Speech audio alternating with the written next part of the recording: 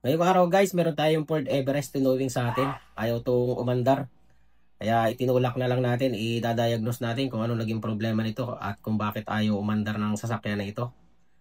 Bali yan, diagnose na natin kung anong naging problema nito. Bali ang nakikita natin agad na problema nito guys, kapag inon nyo, wala siyang check engine. Yan, kalimitang nangyayari sa mga Ford Everest yan, Ford Ranger na 2.5. Yung mga double twin cam.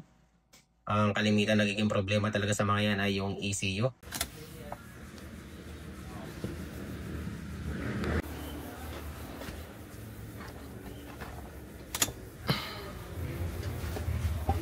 Yan yung computer box niya guys.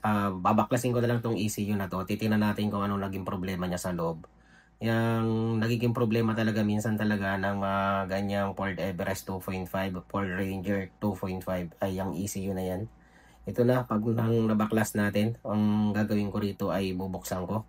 Titingnan ko yung problema kasi na-check ko naman yung relay ay okay naman. Tingnan nyo to guys, yung ECU nya nung mabuksan natin. Makikita nyo dyan na sunog talaga yung ECU. And the best way nating gagawin dyan ay palitan natin ang ECU, then i-reprogram na natin. Pag nag-program tayo ng ganito guys, usually ini-emo off na lang natin yan. Then program natin, lagay natin kung automatic or manual. Medyo mahirap na kasing i-program yan pag sa mismong sasakyan niya. Bali, sasalpa ko na lang muna itong ECU na to, then testing natin kung tama ba yung ginawa natin.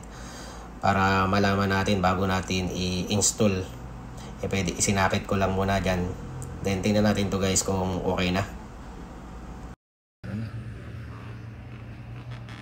Makikita nyo, nag-indicate na yung check engine nya guys. Bali ito, start natin kung aandar.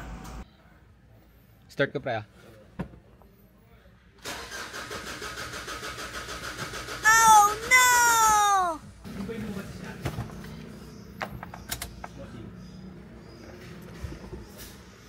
Start.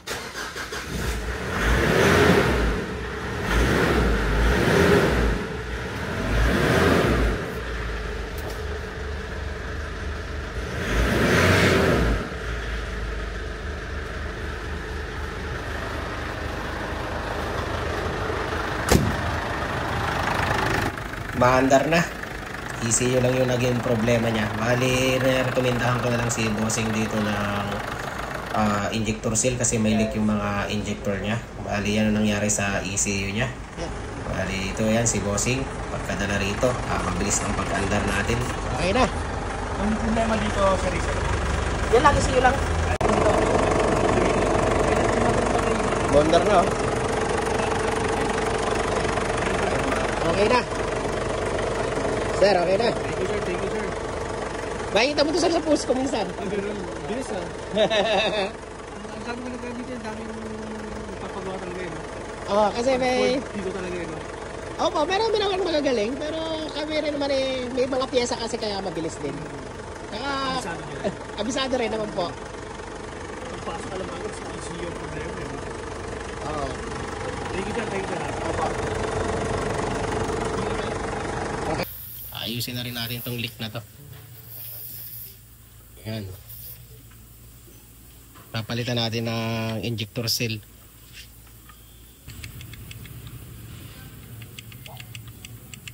Okay. Okay na to, malinis na. Ay, tawagin na namin, boss. May kasukat.